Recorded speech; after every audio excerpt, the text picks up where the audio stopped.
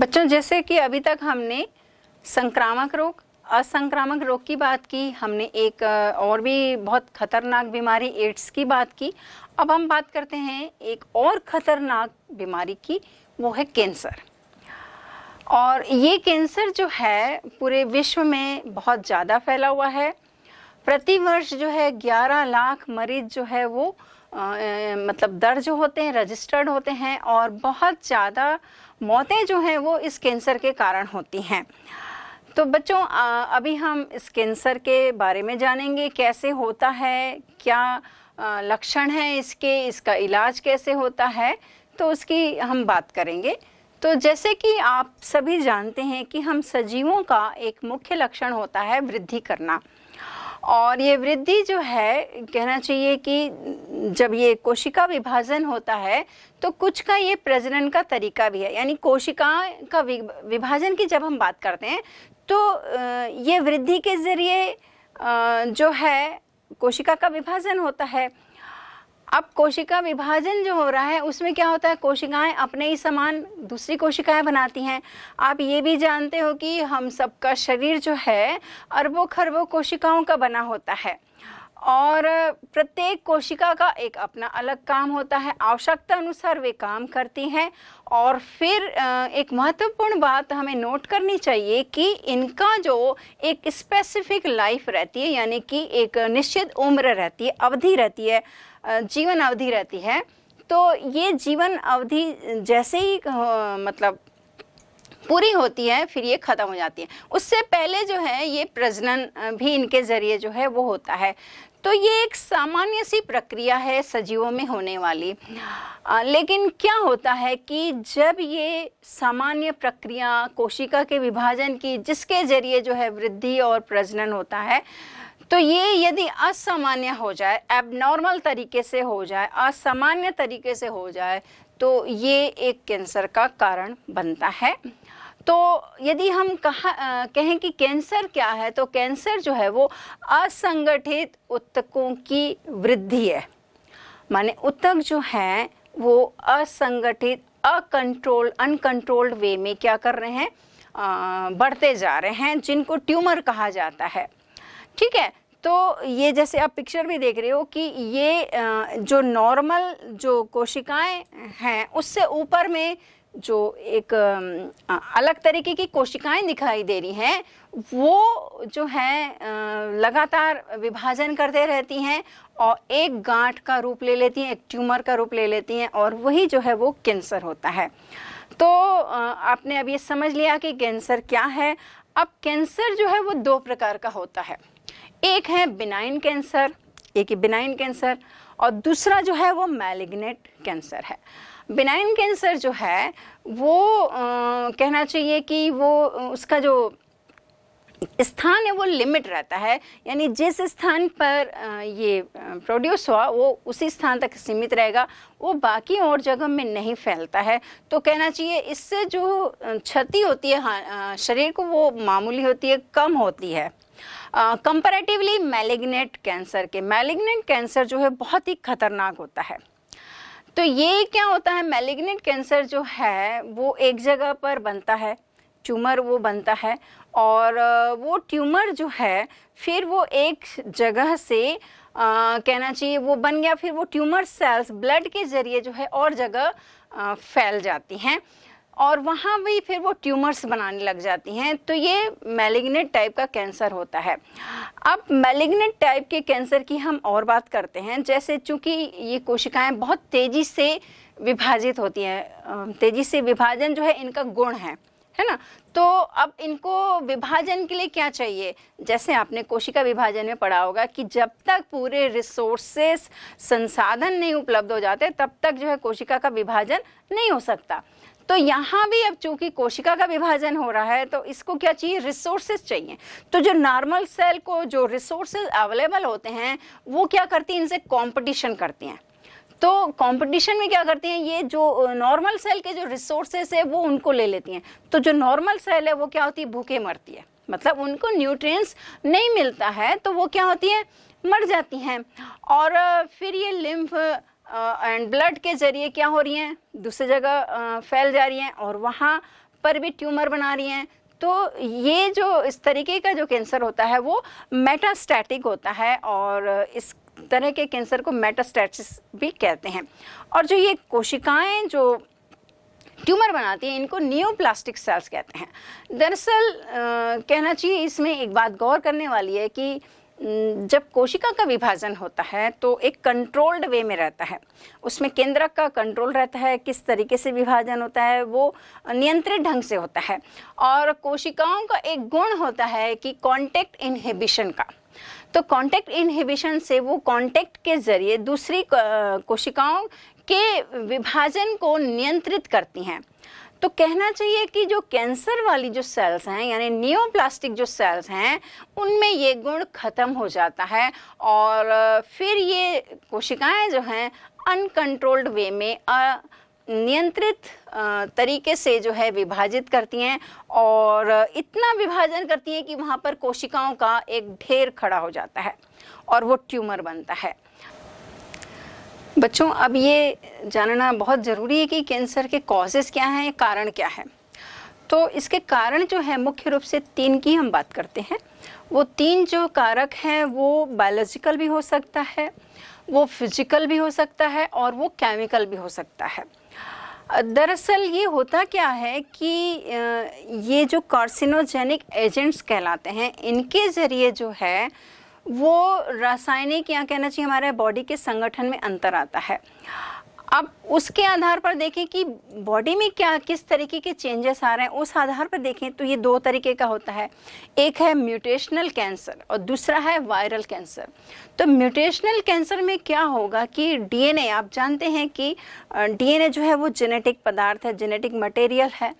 अब इसके जो रासायनिक संगठन में यानी आणविक स्तर पर यदि इसमें कोई चेंजेस आ गए, कोई परिवर्तन आ गया है, जीन म्यूटेट हो गया है, जीन म्यूटेशन आपने पढ़ा है, तो इस तरीके का जो रीज़न है वो क्या बनता है, म्यूटेशनल कैंसर का वो कारण बनता है। अब दूसरा जो बात करते हैं वायरल कैंसर की, तो कुछ इस तरीके के वायरस होते हैं वो भी कैंसर पैदा करते हैं, उसकी चर्चा हम अभी करेंगे। तो असल में ये जो दोनों जो कारक हैं बेसिकली कहना चाहिए हमारे जीन में जो नॉर्मल सेल्स हैं, नॉर्मल सेल्स को वो नियोप्लास्टिक सेल्स में यानी वो जो जीन है उसमें उसको बदलने के लिए प्रेरित करते हैं, यानी कि वो उसको अभिप्रेरित करते हैं एबनॉर्मल सेल डिवीज़न के लिए। तो कहना चाहिए वो जो जीन है उसको ऑन्कोजीन्स कहते हैं। ये ऑन्कोजीन्स ही क्या करता है, एबनॉर्मल ग्रोथ के लिए सेल को अभिप्रेरित करता है। तो ये जो 2 कारक हैं यानी जो 2 टाइप्स कहना चाहिए कि एक म्यूटेशनल कैंसर है और एक है वायरल कैंसर। अब बेसिकली ये होता कैसा है इसको हम देखते हैं। तो जैसे अभी हमने बात की थी कि पहले तो फिजिकल क्या ऐसे एजेंट्स हैं, तो फिजिकली में कहना चाहिए कि जैसे रेडिएशंस हैं, ताप है या धुआं है आदि की यदि त्वचा के बाह्य या आंतरिक सतह पर कोई रगड़ हो रही, कोई इरिटेंट्स हो रहा है, तो उसके ज़रिए ये कैंसर हो सकता है। फिर दूसरी बात करते हैं कि निकोटीन के उपयोग से भी ये कैंसर हो सकता है। तो निकोटीन किसमें पाया जाता है, ये देखिए, ये जो आपकी उम्र है ये जानना ज़रूरी है कि तंबाकू जैसे कोई लेता है, सिगरेट पीते हैं, बीड़ी पीते हैं, सिगार पाइप का यूज़ करते हैं, तो उन सब में जो है वो निकोटीन रहता है। आप जब भी कोई ऐसा एडवर्टाइज देखते होंगे, आप फिल्म में कोई ऐसा पार्ट देखते होंगे किसी को स्मोकिंग करते हुए, बीड़ी पीते हुए या सिगार पाइप के लिए, तो उसमें एक कोटेशन आपको लिखा आता है कि ये जो है स्वास्थ्य के लिए हानिकारक है, हार्मफुल है। तो आपके किसी सिगरेट का पैकेट भी देखा होगा तो उसमें भी यही लिखा रहता है। कहने का मतलब है कि ये चीज़ें आपको समझ में आनी चाहिए कि इसमें जो निकोटीन है वो कैंसर का कारक हो सकता है। क्योंकि निकोटीन जो है, जैसे कि तंबाकू है, तंबाकू में जो धुएं में उसका जो रसायन है वो क्या करता है, लंग कैंसर का प्रमुख कारण बनता है। और हमारे इंडिया में जो है लंग कैंसर बहुतायत रूप में जो है वो पाया जाता है। अब आप इसका रीज़न भी समझ लीजिए क्यों, क्योंकि निकोटीन का यदि ज़्यादा उपयोग होगा, सिगरेट, बीड़ी, तंबाकू का यदि ज़्यादा उपयोग होगा तो डेफिनेटली लंग कैंसर के केसेस जो हैं वो ज़्यादा आएंगे ही। तो इसलिए जब ये सब बातें हमें पता है, हमें अपने विवेक का इस्तेमाल करना चाहिए, क्या चीज़ लेनी चाहिए क्या नहीं लेनी चाहिए। तो इसलिए जो है इन चीज़ों को जानना ज़रूरी है। साथ में जो है एक अवेयर के रूप में एक अपने आप को जागृत करके जो है इनसे हम अपने आप को अवॉइड करें। तो जैसे कि ये निकोटीन से भी होता है, हमने अभी बात की, और कुछ कोल एंड पेट्रोलियम प्रोडक्ट्स से लेड निकलता है, उसके ज़रिए भी कैंसर हो सकता है। अब कुछ कीटनाशक का उपयोग करते हैं। अब जैसे किसान हैं, बहुत ज़्यादा यदि कीटनाशक का उपयोग करेंगे, खेतों में फसलें जो उगाते हैं उनमें जो डिसीज़, जो रोग पैदा करने वाले वायरस, बैक्टीरिया हैं, तो उनको ख़त्म करने के लिए वो पेस्टिसाइड्स का यूज़ करते हैं। तो जो वो रसायन है, आप ये समझ लीजिए कि जितने भी फ्रूट वेजिटेबल्स हैं इनको प्रोटेक्ट करने के लिए क्या यूज़ किया गया, पेस्टिसाइड्स यूज़ किया गया। तो अब वो पेस्टिसाइड्स जो है हम धोते भी हैं फ्रूट वेजिटेबल्स को, लेकिन कंप्लीटली कहना चाहिए कि वो निकल जाए या वो सॉइल के यानी जो एब्जॉर्प्शन के ज़रिए यदि वो वहाँ तक फ्रूट वेजिटेबल्स तक पहुँच जा रहा है तो उसका कुछ परसेंटेज जो है वो हमारे शरीर में पहुँच सकता है। तो कीटनाशक के ज़रिए भी ये कैंसर हो सकता है। कुछ के शरीर में क्या होता है, कुछ हार्मोन्स हैं या स्टेरॉइड्स हैं, ज़्यादा मात्रा में सीक्रेट हो रहे हैं, जो ज़रूरत है उसके हिसाब से ज़्यादा मात्रा में यदि सीक्रेट हो रहे हैं तभी भी ये कैंसर हो सकता है। या कुछ लोग क्या करते हैं कि कोई हार्मोन कम है तो वो हार्मोन जो है वो बाहर तरीके से लेते हैं, तो बाहर से लेने वाला यानी जो हार्मोन्स या स्टेरॉइड्स है तो वो भी क्या होगा, वो भी कैंसर का एक कारण बन सकता है। फिर एक और डाई वर्कर्स के बारे में जो है उसके बारे में आप सुनिए, देखिए क्या उनको होता है। जो डाई वर्कर्स हैं, आप जानते हैं जो भी कपड़े रहते हैं वो वाइट कलर के होते हैं, उनको डाई वर्कर्स क्या करते हैं, डाई करते हैं यानी कलर उसको रंगते हैं। जो भी आप जैसे डाई करने के लिए आप किसी कपड़े को दिया तो वो क्या करते हैं, वो रसायनों का उपयोग करके क्या करते हैं, उसको रंगते हैं। तो डाई वर्कर्स यानी बल्क में जब काम हो रहा है तो बहुत ज़्यादा वहाँ रसायन का उपयोग हो रहा है, तो ऐसे डाई वर्कर्स को ब्लैडर कैंसर जो है वो देखा गया है। तो इस तरीके से कुछ रेस हैं, वो अल्ट्रावायलेट रेस हैं, कॉस्मिक रेस हैं, यूवी ये जो अल्ट्रा और एक्स रेस हैं, तो इन रेस के रेडिएशन से भी जो है वो कैंसर हो सकता है। तो ये बहुत सारे कार्सिनोजेनिक एजेंट्स हैं जिसके ज़रिए जो है आज की परिस्थितियों में कहा जाए इस कैंसर के पेशेंट की जो है वो संख्या क्या हो गई है, बहुत ज़्यादा बढ़ती गई है। अब कुछ वायरस हैं, उन वायरस के ज़रिए भी कैंसर होता है। तो कौन कौन से वायरस है, 2-3 वायरस की हम बात कर लेते हैं। जैसे एक है पैपिलोमा। ये पैपिलोमा वायरस जो है सर्वाइकल कैंसर प्रोड्यूस करते हैं, यानी सर्वाइकल का वो कैंसर मतलब वो उस तरीके का होता है। और एक है हेपेटाइटिस बी और हेपेटाइटिस सी।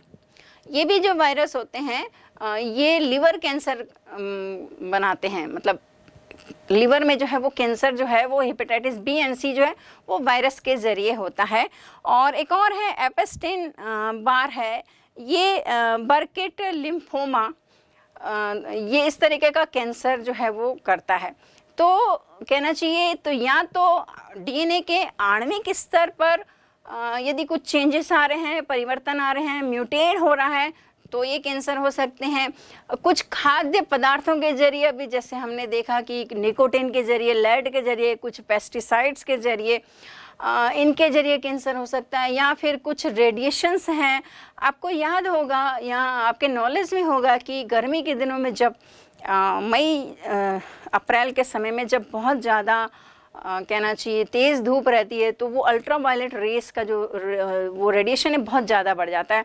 तो तब जो है कहा जाता है कि अपने आप को बचाना बहुत ज़रूरी रहता है। तो ये जो यूवी जो रेस हैं वो स्किन कैंसर, मेलानोमा का कारण बनती हैं। तो इस तरीके से ये कुछ कार्सिनोजेनिक एजेंट्स हैं जिनके ज़रिए जो है ये कैंसर हो सकता है।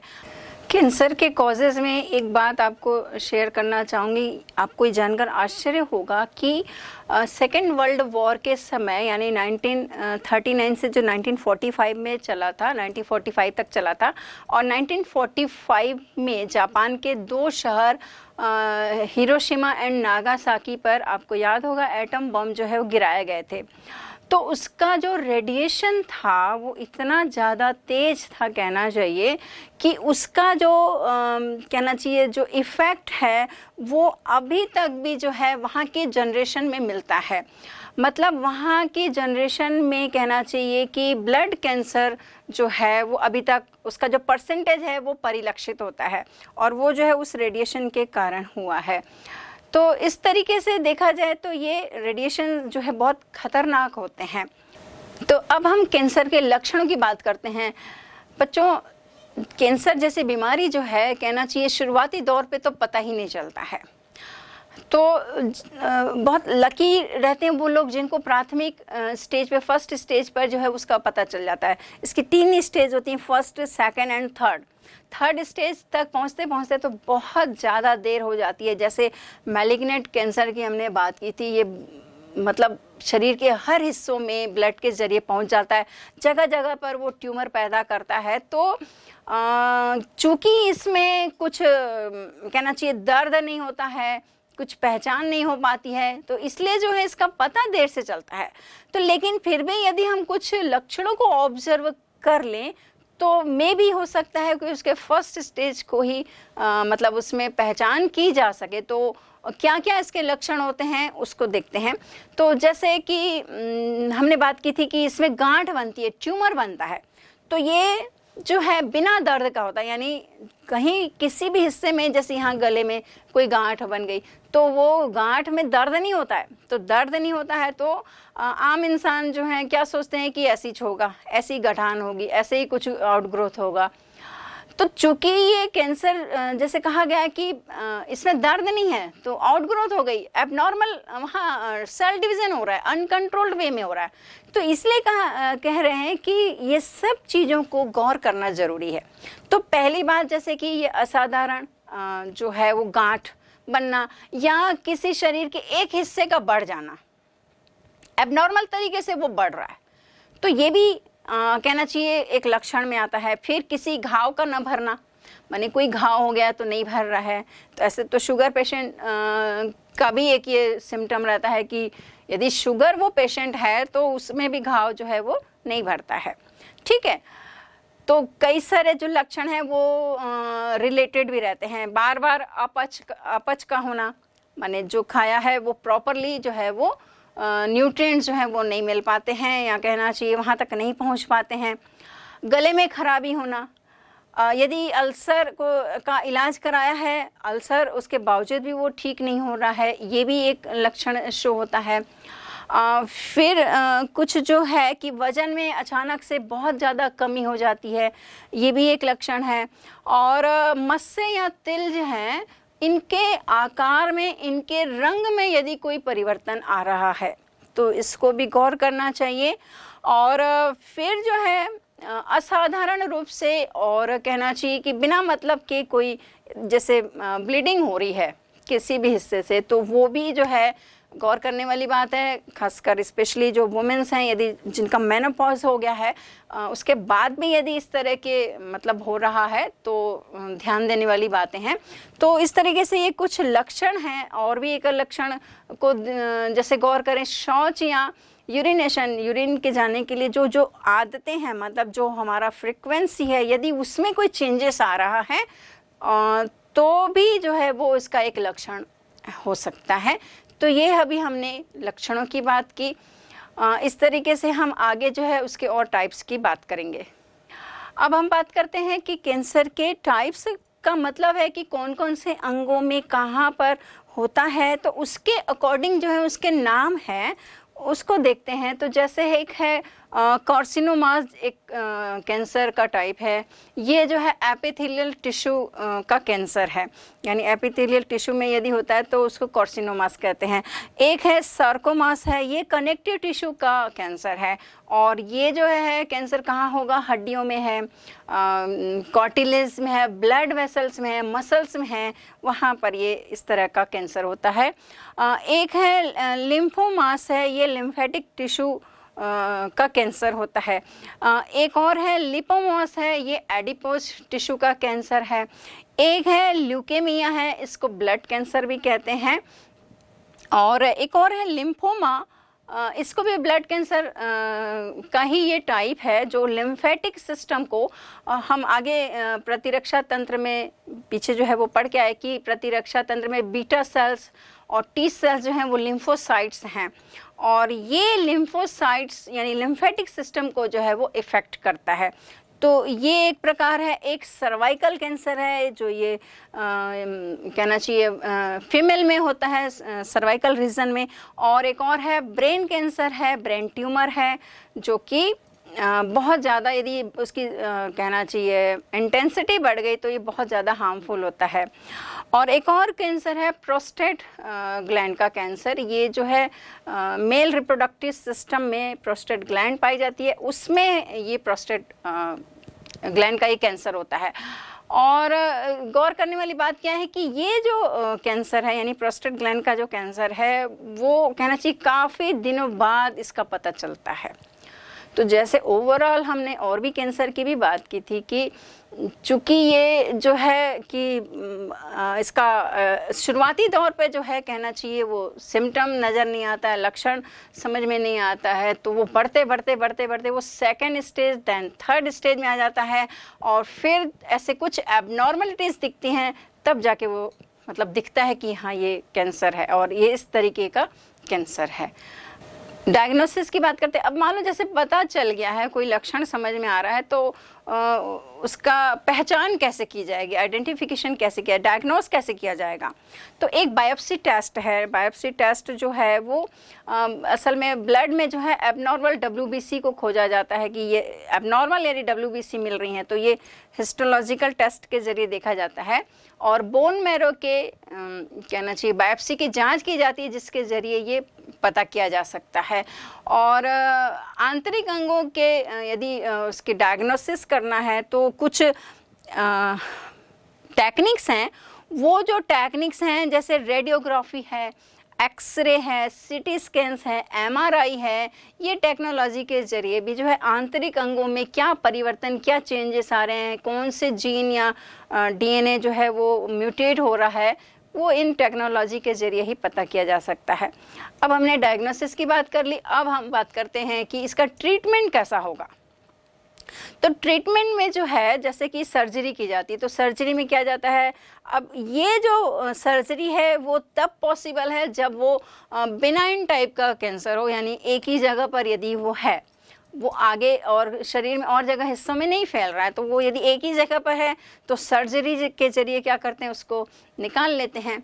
दूसरा ट्रीटमेंट जो है वो रेडियोग्राफी के ज़रिए किया जाता है। इसमें क्या करते हैं, रेडिएशन के थ्रू जहाँ पर्टिकुलर स्पेस पर वो जो एबनॉर्मल ग्रोथ है वो रेडिएशन के ज़रिए जो है उनकी वो जो कोशिकाओं हैं उनको ख़त्म किया जाता है, नष्ट किया जाता है।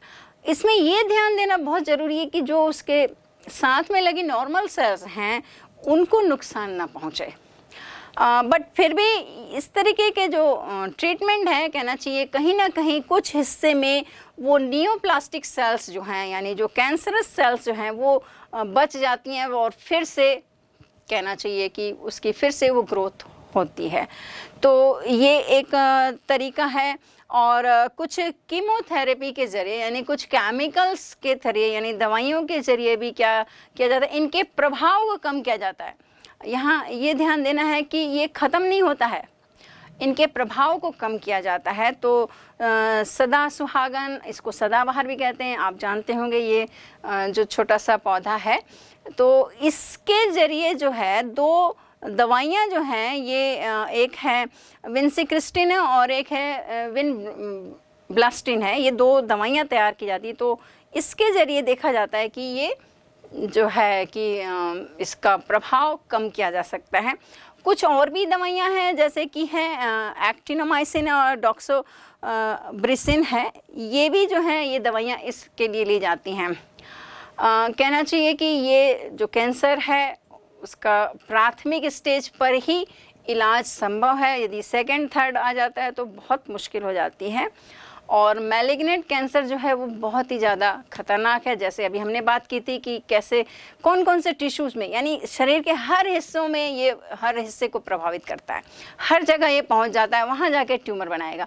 वहाँ ट्यूमर बनाया तो अब कितने जगहों पर जाकर जो है इसका रेडिएशन किया जाए, दवाइयाँ इसके लिए ली जाएँ।